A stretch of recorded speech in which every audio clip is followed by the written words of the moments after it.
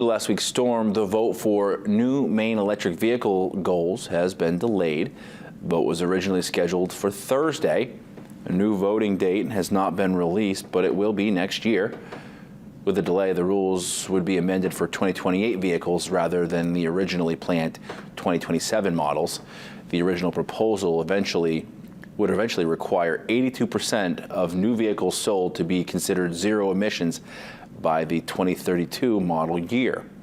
There have already been a dozen states that have signed on to California's standards for boosting electric vehicle sales and reducing traditional vehicle sales in order to meet climate goals.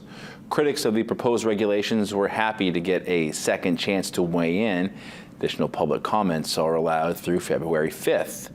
House Republican leader Billy Bob Fockingham said widespread power outages would have made it difficult to charge electric cars, underscoring the need to reconsider the proposal.